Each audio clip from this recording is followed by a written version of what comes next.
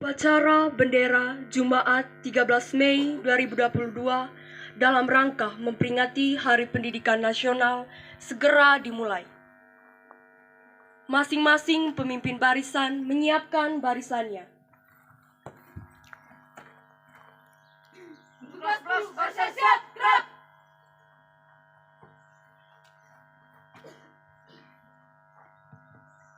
Pemimpin upacara memasuki lapangan upacara.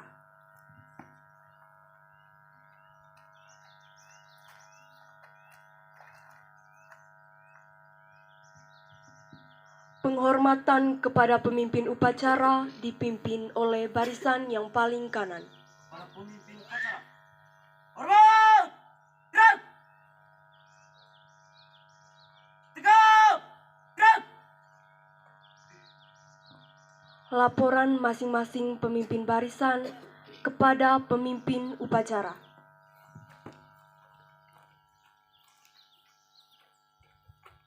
Luruskan. Lapor, kelas 10 siap. Kelas 11 siap, laporan selesai. Sekarang kembali ke tempat dan tertibkan barisan. Kerjakan! Siap dikerjakan.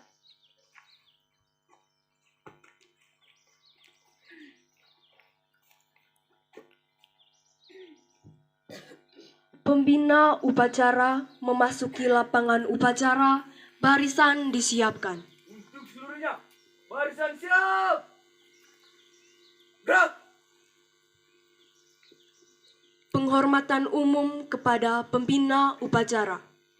Kepada pembina upacara, hormat! Gerak! Tegap! Gerak! Laporan pemimpin upacara kepada pembina upacara.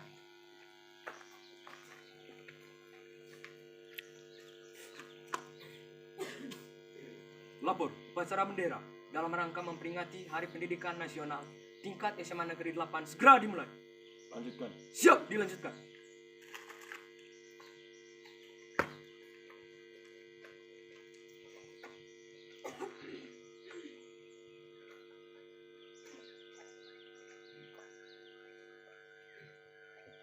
Pengibaran bendera merah putih diiringi lagu Indonesia Raya.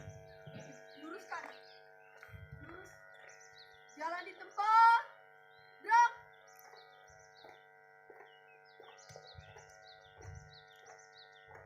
Langkah tegak maju. Jalan.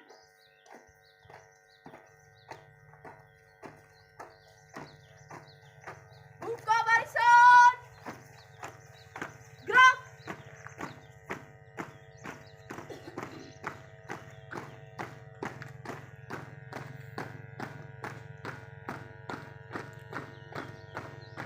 Henti. Gerak. Tiga langkah maju. Jalan.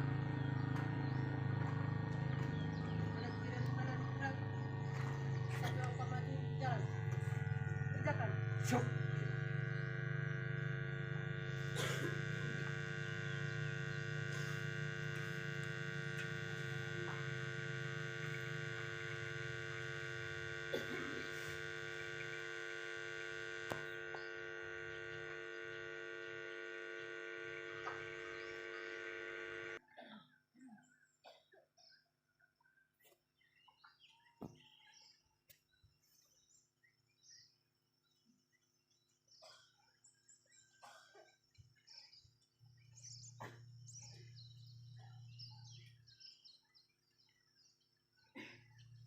Lapor. Bendera. Siap. Pada sang bendera merah putih. Hormat! Gerak!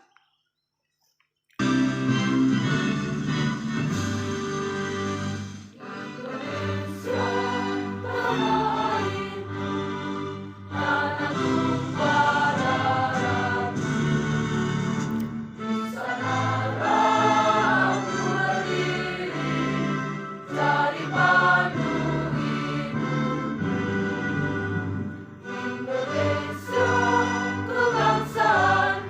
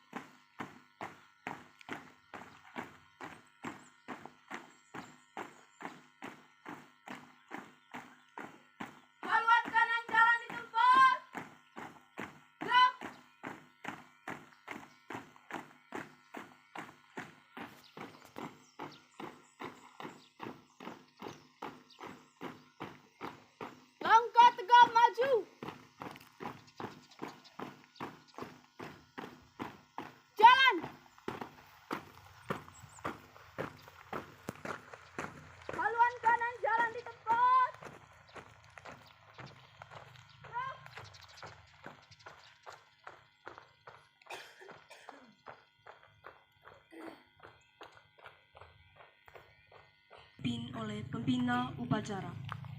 Marilah kita menundukkan kepala seraya memperingati dan merenung kembali jasa para pahlawan bangsa yang telah merelakan dirinya untuk berjuang bahkan sampai menumpahkan darahnya demi mempertahankan Republik Indonesia ini, dan juga terutama bagi para pahlawan di bidang pendidikan. Hening dan cipta mulai.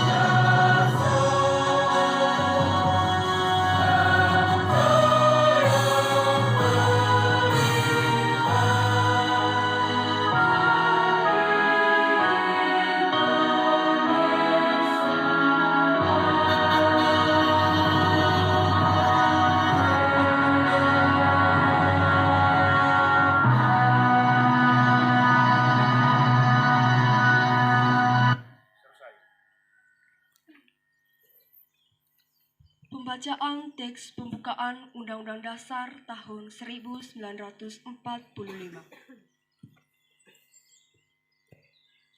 Undang-Undang Dasar Negara Republik Indonesia tahun 1945.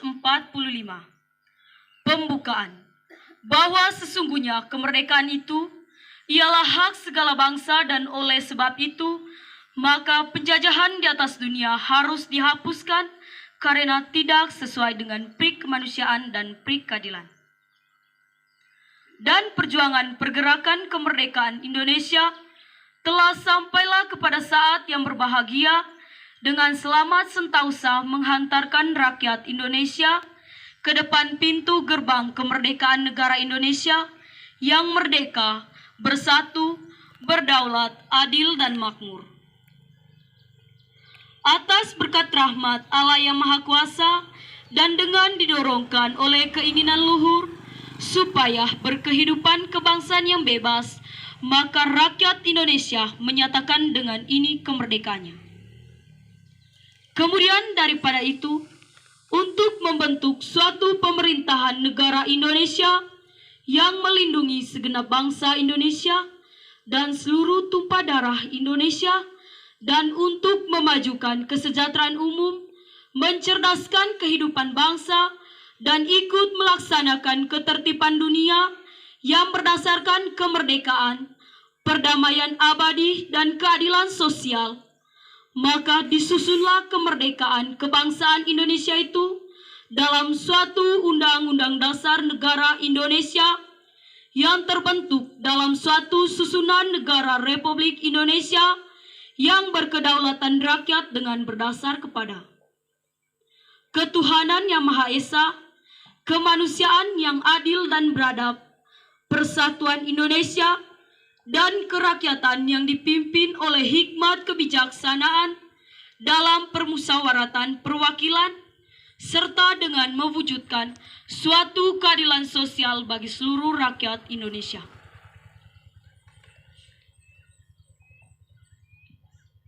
Pembacaan teks Pancasila oleh pembina upacara dan diikuti oleh seluruh peserta upacara.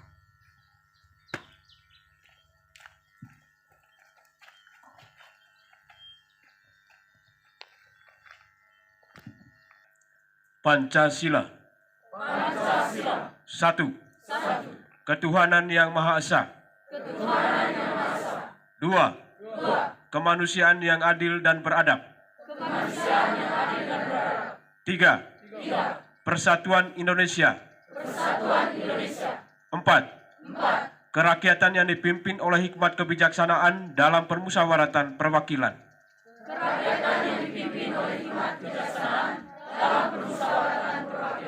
Lima. Keadilan sosial bagi seluruh rakyat Indonesia.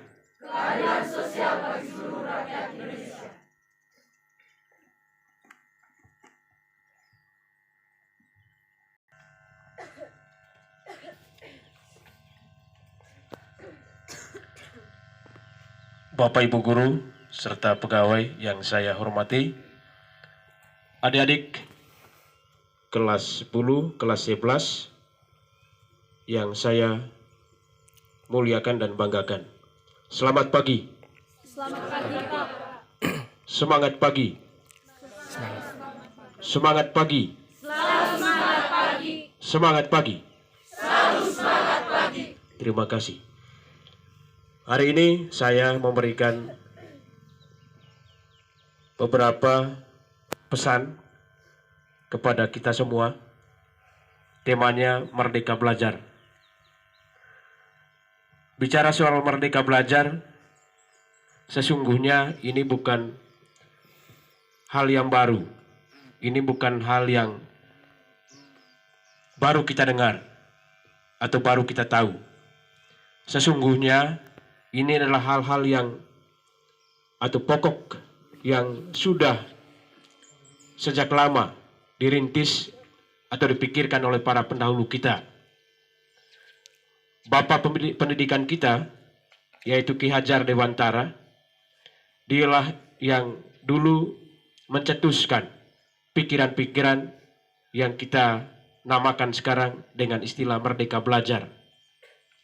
Pokok-pokok pikiran terkait dengan Merdeka Belajar ini sudah sangat lama. Sudah sangat sejak dari dulu kita mengetahui sesungguhnya. Namun barangkali dalam keseharian kita belum bisa mengimplementasikan itu dengan baik di tengah proses yang berjalan di tingkat satuan pendidikan kita. Ataupun di keseharian-keseharian kita ketika kita berada di tengah masyarakat, di tengah keluarga, atau di mana saja kita berada. Ini barangkali yang mau disampaikan atau mau dijadikan sebagai tujuan utama dari Merdeka Belajar ini. Bagaimana kemudian proses yang berjalan di kelas atau di mana saja kemudian tempat Anda belajar, kita semua bergumul, mengakses informasi, menggali pikiran, yang merupakan bagian dari belajar itu tadi. Kemudian hal-hal yang kita dapatkan itu harus diimplementasikan atau harus diwujud nyatakan dengan baik dalam kehidupan kita sehari-hari. Jangan hanya sekedar kita sudah mengetahui, kita sudah memahami, namun kemudian tidak bisa diimplementasikan, tidak bisa dipraktekkan. Ada perencanaan, ada awal, lalu kemudian yang jelas ada akhirnya. Akhirnya itu harus diimplementasikan. Awalnya itu adalah perencanaan tadi, akhirnya harus diimplementasikan. Ada proses yang baik di tengah-tengahnya. Lalu kemudian ketika itu sudah berjalan dengan baik, di awal perencanaan, terus prosesnya berjalan dengan baik, maka di akhir juga harus bisa dituntaskan dengan baik. Pokok pikiran dari Bapak Pendidikan seperti yang saya katakan tadi, Bapak Ki Hajar Dewantara, itu kita kenal dengan ada satu kalimat yang menjadi semboyan sesungguhnya, yaitu apa?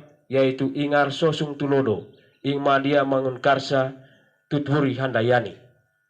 Itu adalah kata-kata yang sesungguhnya menjadi motivasi utama, menjadi spirit utama adanya istilah Merdeka Belajar saat ini. Kemarin kita sudah mendapatkan pembekalan dari Bapak Dirjen Kementerian, dia menyampaikan hal itu. Dan pada saat ini saya juga harus menularkan kepada kita semua apa yang sudah disampaikan. Tadi saya katakan bahwa sesungguhnya kita sudah jalankan selama ini, cuman dalam pengamalannya yang kurang. Ingarso sung tulodo, ing madia mangun karsa tutburi handayani. Dari ketiga poin ini saya ulas satu persatu. Yang pertama, ingarso sung tulodo. Ingarso sung tulodo. Jadi di sini mungkin lebih fokus kepada pemberi dorongan. Guru harus ada di depan untuk memberikan dorongan, memberikan spirit, supaya proses pembelajaran kita, pendidikan yang berjalan di dalam satuan pendidikan ini bisa berjalan dengan baik. Guru tidak boleh hanya berpikir terkait dengan berapa pendapatan saya sebulan, berapa honor saya setelah saya menjalankan kegiatan ini, apa yang saya dapatkan, sertifikat apa, bukti apa yang saya dapatkan setelah saya menjalankan aktivitas ini. Itu harus dikesampingkan, itu harus ditaruh di poin kesekian. Jangan itu menjadi prioritas. Yang menjadi prioritas adalah semangat, adalah dedikasi, pemberian diri yang total untuk mendidik, untuk memberikan pengajaran, untuk mengedukasi peserta didik yang ada di satuan pendidikan ini. Selama kita berpikir soal hal-hal lain di luar dedikasi, semangat, tanggung jawab, maka memang poin ini tidak akan terlaksana dengan baik. Poin ini tidak akan terlaksana dengan baik. Maka saya mohon sekali lagi teman-teman di Dewan Guru, pegawai, mulai dari saya juga sebagai pimpinan di sekolah, kami harus bisa melaksanakan ini.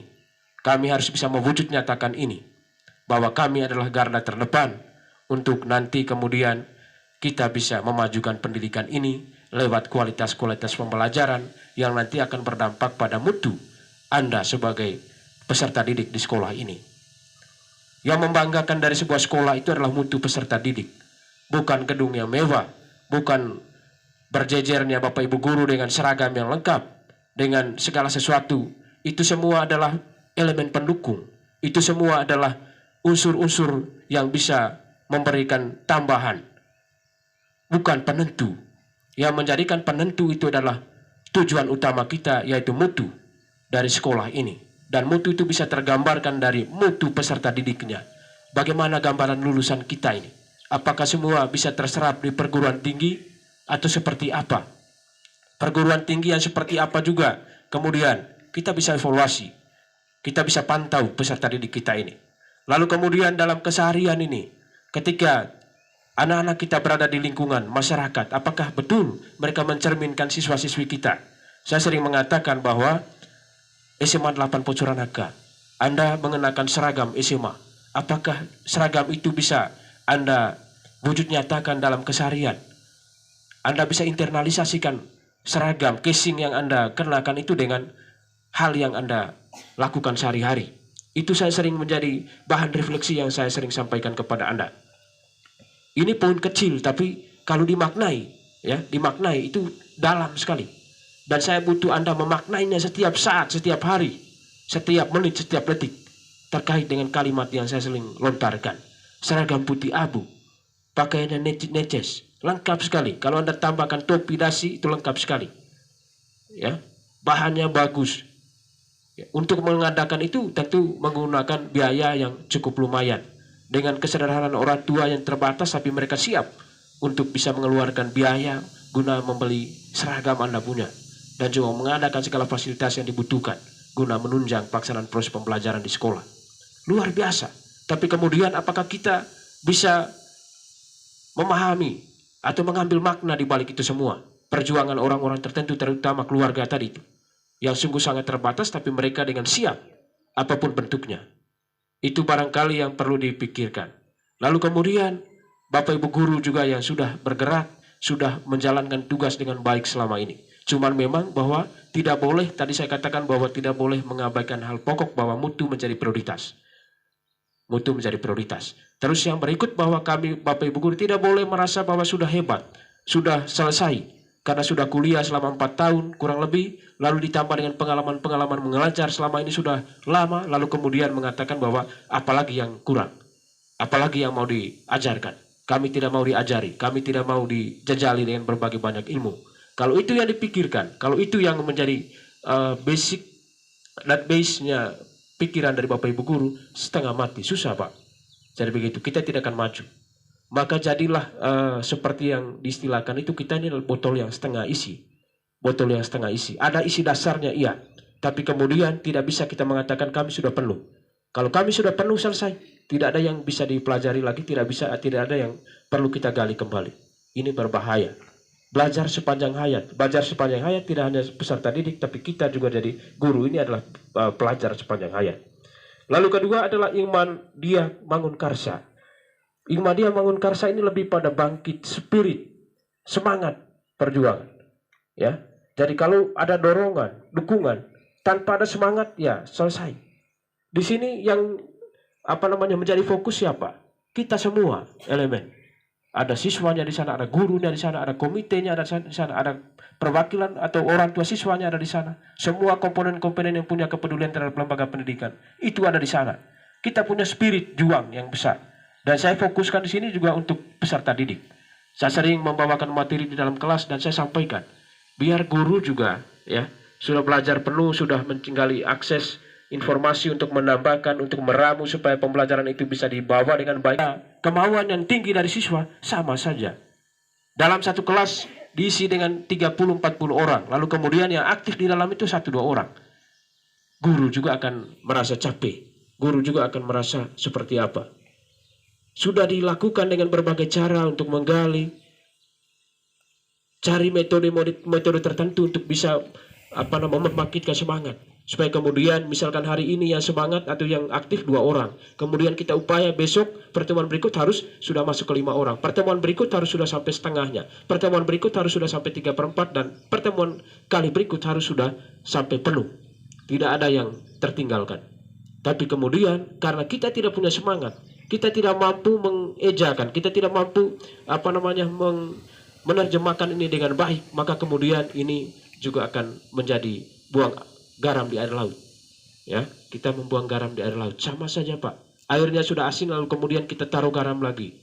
Kita mau jadi apa? Ya, jadi seperti itu.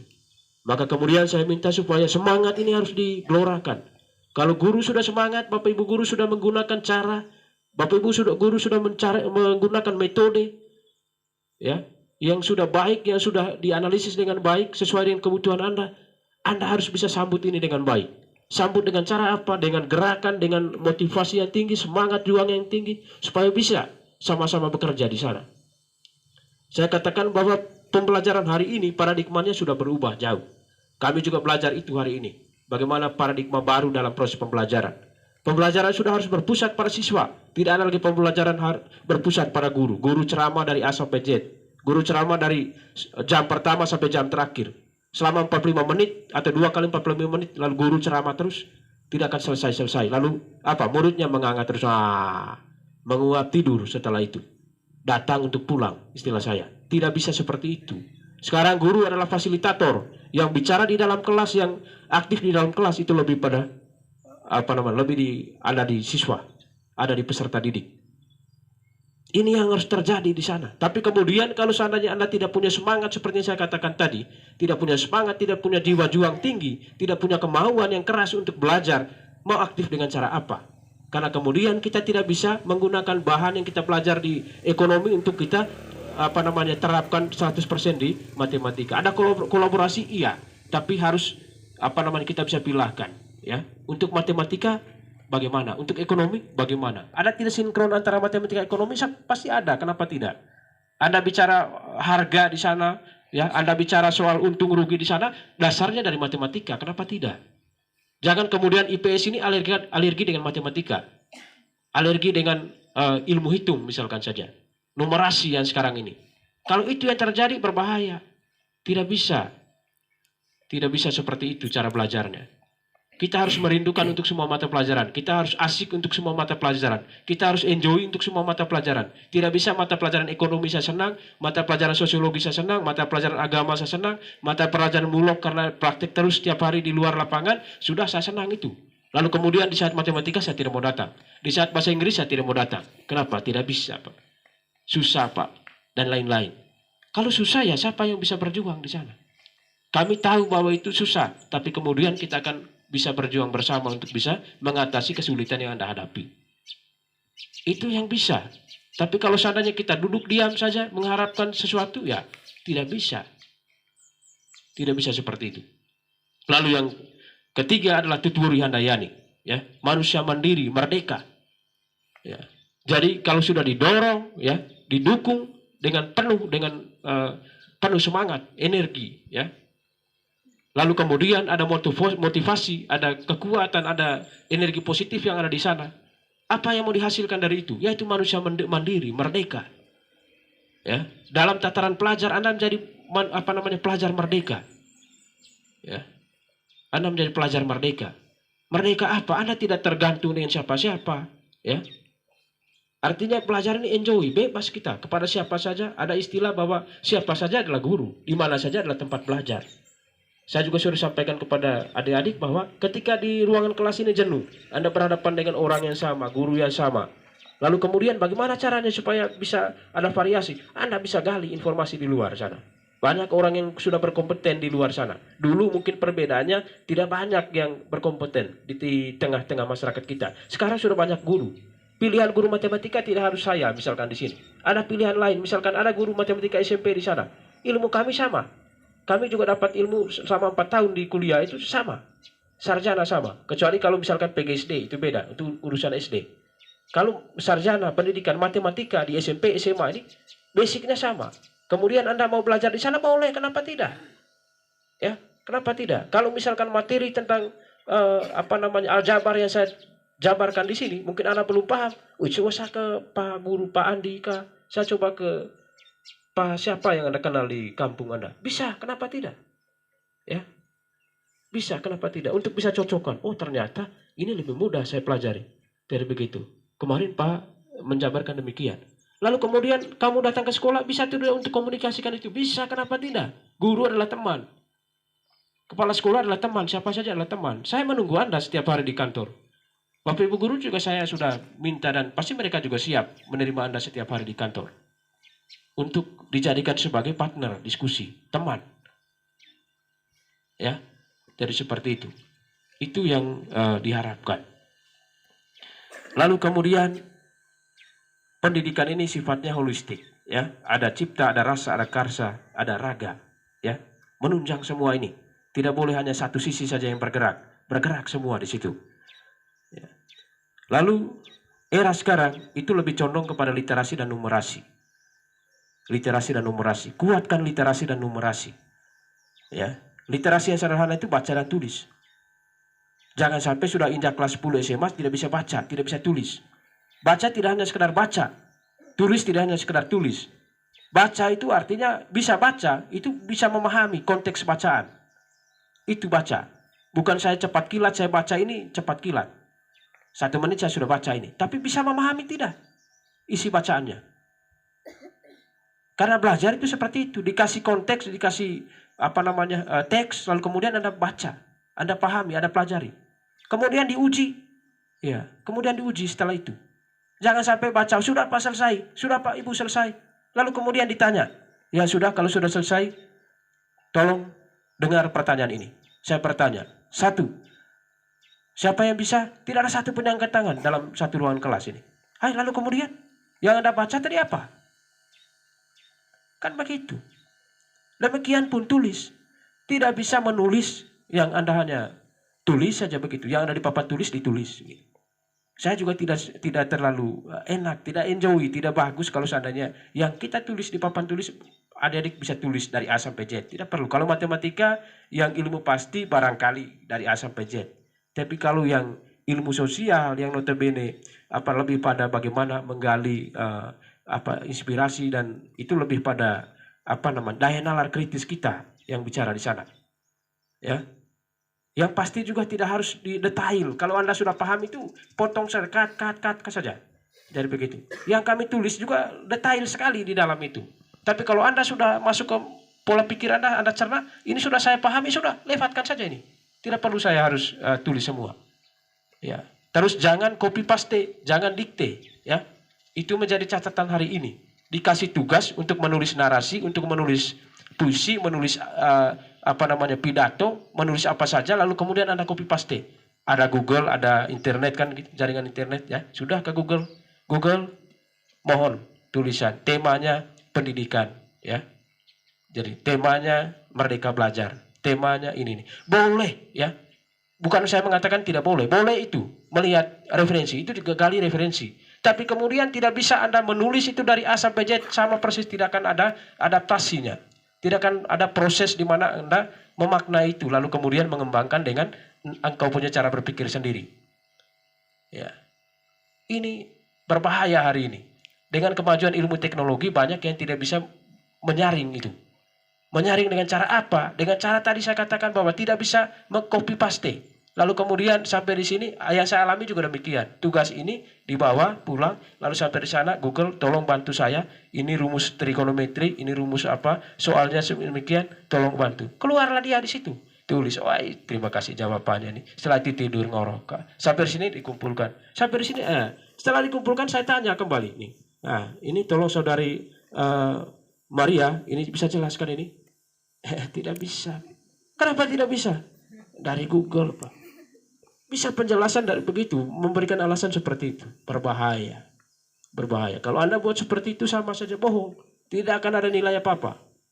Ya. Jadi tidak akan nilai apa-apa. Yang kepanasan kalau sudah capek bisa masuk ruangan. Ya. Jangan dipaksakan. Kalau yang pusing-pusing bisa masuk, sudah. Begitu. Jadi itu barangkali yang perlu saya sampaikan kepada kita. Tidak boleh seperti itu. Gunakan nalar pikiran.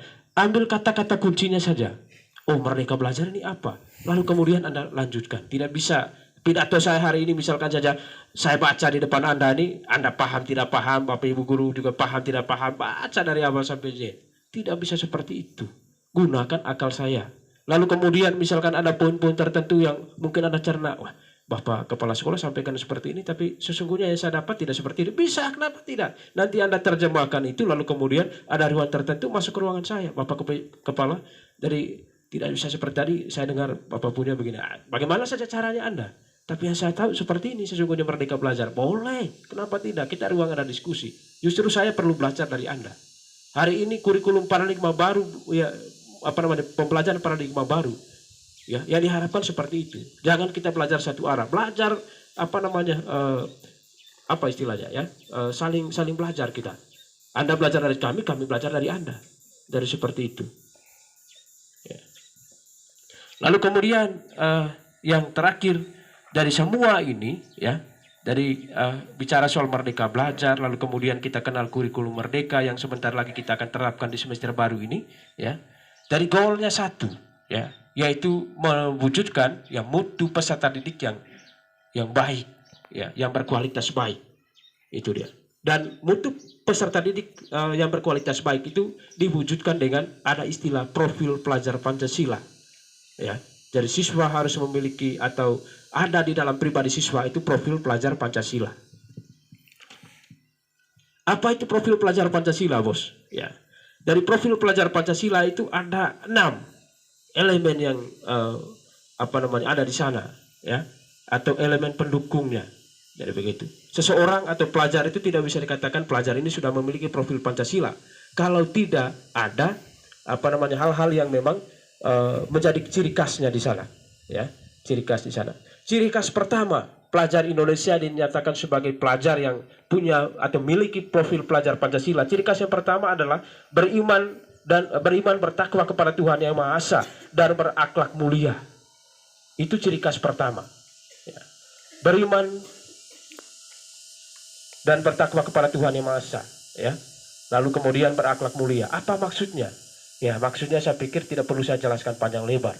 Kita ini manusia beragama, ya. Kita ini manusia beragama, ya. Hadir dan lahir di dalam republik ini, ya. Maka kemudian satu yang perlu menjadi pegangan kita. Kita harus beriman dan bertakwa kepada Tuhan Yang Maha Esa. Lalu kemudian kira-kira seperti apa itu, Pak? Ya, seperti apa? Apakah beriman dan bertakwa kepada Tuhan Yang Maha Esa dengan cara saya duduk di deker, nongkrong, minum mabuk di sana, ya? Dari seperti itu. Dengan saya urus Facebook dari pagi sampai sore, sampai malam, Pak. Lupa saya pergi doa rosario kalau yang Katolik, ya. Lupa pergi sholat kalau yang Muslim. Lupa pergi beribadah di hari Jumat bagi yang Kristen dan lain-lain. Yang memiliki kepercayaan lain-lain seperti apa? Apakah itu? Tentu tidak. Yang Anda jalankan adalah kalau kita manusia beragama, kita pribadi yang beragama, maka kita harus tahu, kita pahami keyakinan kita. Kepercayaan kita apa, keyakinan kita apa, terhadap apa. Kita mayoritas Katolik di tempat ini, maka kita punya keyakinan terhadap Tuhan Yang Maha Esa. Dan wujud nyatakan dengan kita beribadah, ya, setiap hari Minggu di gereja kita. Itu wajib sudah. Wajib. Jangan sampai kemudian melihat gereja ini, gedung apa nih? Masuk pintu gereja, saya jadi seperti itu. Itu karena apa? Karena pribadi katanya Katolik, orang bilang Katolik KTP. Ya, hanya simbol, hanya namanya Katolik, kemudian tidak jelas. Jadi seperti itu.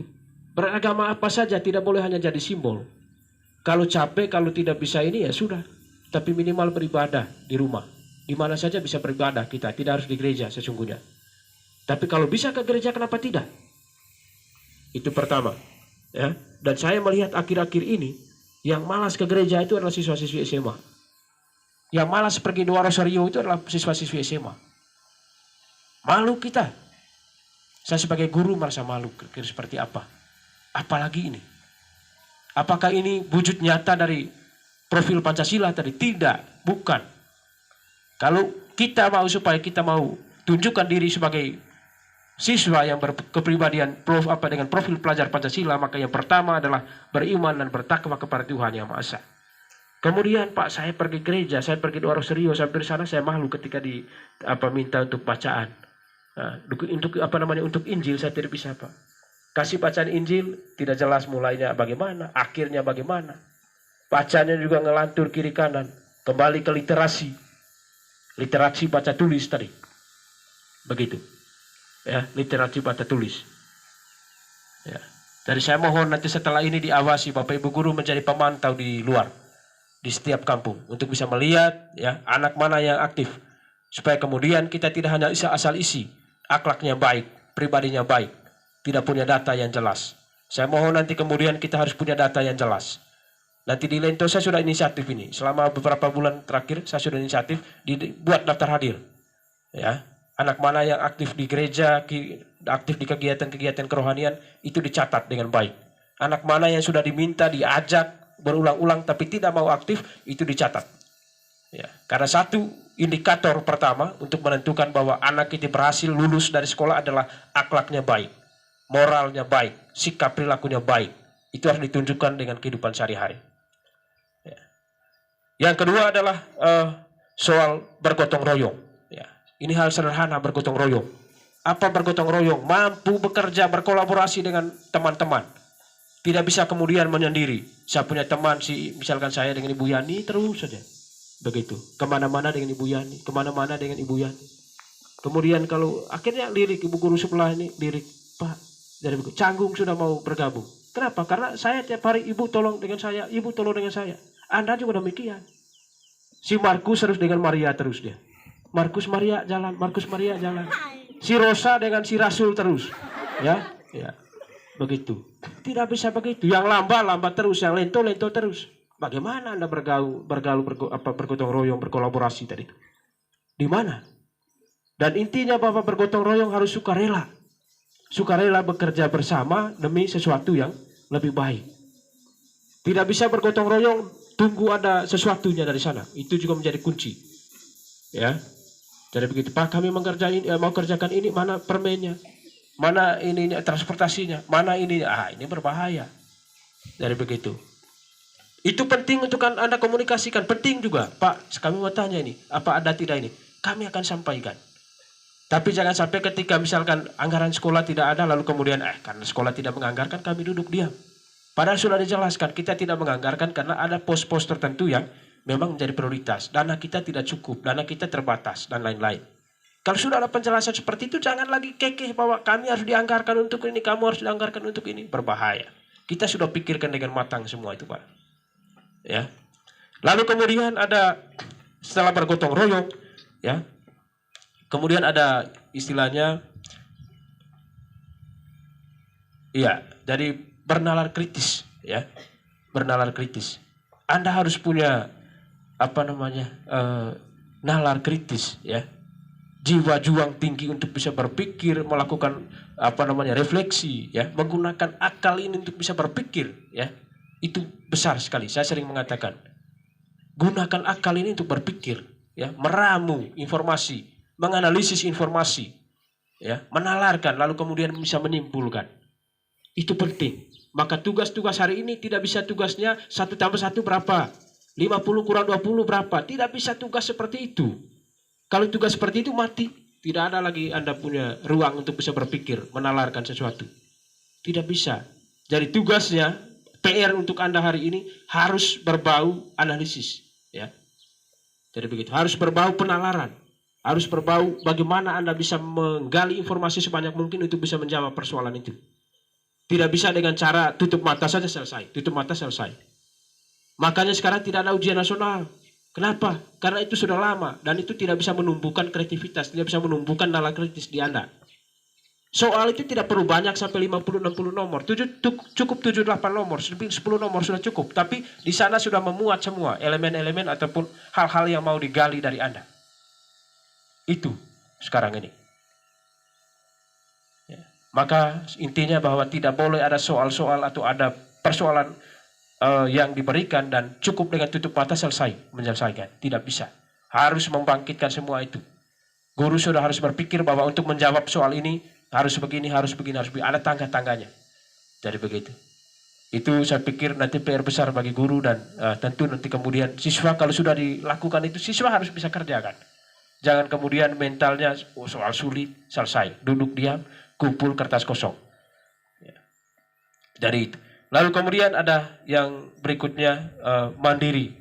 Ya, mandiri, apa mandiri ini? Ya, mandiri itu harus bisa berpikir soal potensi dirinya apa dan apa yang mau dikerjakan. Ya, jadi begitu. Itu mandiri. Ya, tidak bisa menunggu dari orang lain. Itu mandiri. Harus bisa berkarya sendiri. Ya, harus bisa berkarya. Bisa mengamalkan, bisa menginternalisasikan apa yang sudah didapat dan bisa apa yang mau saya hasilkan, apa yang saya mau golkan. Sering saya katakan bahwa SMA ini untuk apa kemudian? Tamat SMA selama 3 tahun apa kemudian yang Anda lakukan? Kalau tamat SMA kemudian tidak beda dengan yang tidak SMA, untuk apa? Ya, untuk apa? Kemudian Anda jadi orang bingung. Kemarin saya waktu penyampaian kelulusan saya sampaikan demikian. Jangan sampai kemudian Anda jadi orang bingung. Tamat SMA ini setelah itu bingung. Paksa orang tua saya harus kuliah. Ya, sudah melihat posisi keadaan orang tua tidak bisa kuliah kan Anda. Anda paksa yang bisa tahu apa prospek saya ini. Apa kompetensi dan apa kemampuan saya lalu kemudian kira-kira seperti apa yang saya lakukan untuk bisa saya menghidupi diri saya. Itu minimal. Ya. Lalu yang berikut ada kreativitas. Kreativitas itu apa kreativitas ini? Ya. Saya sederhana mungkin soal kreativitas ini ya. Anda bisa apa istilahnya ya? Menghasilkan sebuah karya yang unik ya. Yang original. Ya, jadi seperti itu, original. Kembali tadi bahwa jangan jiplak dari siapa-siapa. Ya. Pengalaman ada satu siswa di SMA 3 Borong, saya mungkin sudah pernah sampaikan kepada Anda. Nanti ini adalah berbagi praktik yang baik nanti juga kepada Anda. Bisa dihadirkan di tempat ini. Dia sudah menghasilkan pundi-pundi rupiah juga untuk kebutuhan pribadi dan juga keluarganya. Lewat apa? Dia baru kelas 2 SMA kalau saya dengar. Lewat apa? Lewat dia bisa melukis. Tamu-tamu penting, orang-orang penting atau siapa saja yang pesan lukisan kepada dia, dia buat lukisan itu. Dan wajahnya asli betul. Lukisannya juga diberikan apresiasi oleh siapa-siapa. Gubernur waktu kunjungan ke Borong, dia juga mendapat lukisan. Dia yang kerjakan lukisan itu. Wajah gubernur, wajah ibu gubernur. Bupati, wakil bupati, semua orang-orang yang telah datang ke SMA 3 dan ini sudah diapresiasi dengan melukis wajahnya oleh anak itu. Perempuan Pak, bukan laki-laki, perempuan. Kalau hari-hari belakangan ini atau kemarin-kemarin saya lihat lebih banyak yang lukis itu laki-laki. Yang di bawah ini perempuan. Dengan dia tulis nama, misalkan Hendrikus Jamie, kumpul itu jadi wajah saya. Ya, itu uniknya. Saya dapat penjelasan dari kepala sekolahnya, kebetulan kita dekat sekali. Dia sampaikan, Pak, dia punya lukisan ini asalnya dengan dia tulis kita punya nama di situ. Kemudian dikumpul-kumpulkan jadi seperti itu dengan dia punya kreasi sendiri, lalu kemudian hasilnya sudah wajah kita ini. Luar biasa. Saya juga belum ketemu, saya minta lukisan wajah saya. Kemudian ya, ditempel di rumah, jadi begitu. Ditempel jangan ditempel itu yang listrik sini, ya, begitu. Siapa mau dapatkan? Nanti orang bilang DPO lagi nih, ya, daftar pencarian orang, ya, begitu. Ya, jadi saya pikir mungkin panjang lebar saya katakan, ya, karena memang kita ini momen spesial untuk saya sampaikan terkait dengan poin-poin ini, pokok-pokok pikiran ini, dan kiranya ya poin-poin yang saya sampaikan ini bisa diinternalisasikan dengan baik oleh kita semua. Mulai dari kami sebagai Bapak Ibu guru, Anda sebagai siswa, ya, dan juga mungkin bisa ditransferkan kepada Bapak Ibu kita sebagai orang tua atau wali. Karena butuh dukungan yang kuat dari orang tua wali untuk bisa menyelenggarakan pendidikan yang baik di sekolah atau satuan pendidikan kita. Kita belajar di kelas, kalau tanpa diimbangi dengan belajar di rumah, sama saja. Belajar di rumah itu didukung oleh siapa? Didukung oleh orang tua, ya, dan semua komponen stakeholder yang ada di masyarakat ini. Jadi seperti mohon sekali lagi saya mohon dengan hati yang tulus kepada kita semua untuk tolong menyerapi, ya, bisa mendalami, bisa menerima, ya, dengan baik apa pesan-pesan kami ini. Jangan sampai kemudian tadi saya katakan buang buang garam di air laut, sama saja. Jadi seperti itu, tolong dimaknai, internalisasi kata besarnya, kemudian Anda wujud nyatakan dalam keseharian. Kita tidak juga mau supaya hari ini dibicarakan lalu kemudian besok sudah 50%, lusa sudah 100%. Tidak bisa seperti bolak-balik telapak tangan juga saudara-saudara. Ya, ini butuh proses panjang. Kami guru saja sudah dalam proses ini kita ada istilah PKP, ya, pelatihan komite pembelajaran, sampai dengan Juni tanggal 13 kalau saya tidak salah itu baru selesai. Mulai dari tanggal 10 Mei kemarin. Ini proses panjang. Ada diskusi, dialog di sana, ada pemberian materi, ada kerja tugas dan lain-lain. Dan kami siap selama sebanyak 6 orang, lalu setelah itu dilanjutkan dengan IHT nanti di tengah-tengah Bapak Ibu.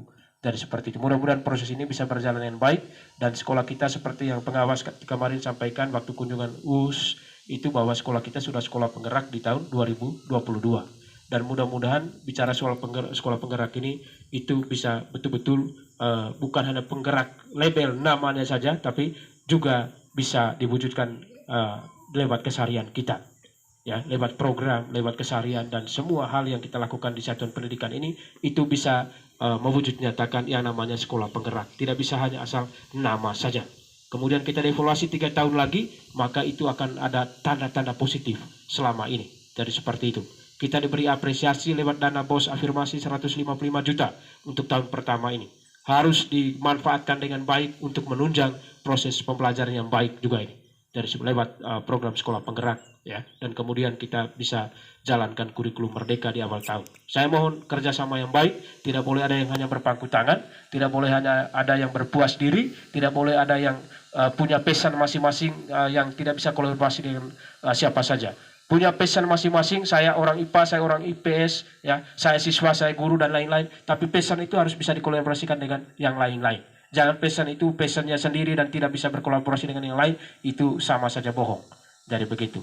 Ya, kita bergerak bersama, ya. Kita bergerak bersama dan itu diwujud nyatakan dengan kita bisa berkolaborasi, bekerja sama, bergotong royong di antara kita, ya. Bukan hanya sesama siswa tapi juga dengan guru.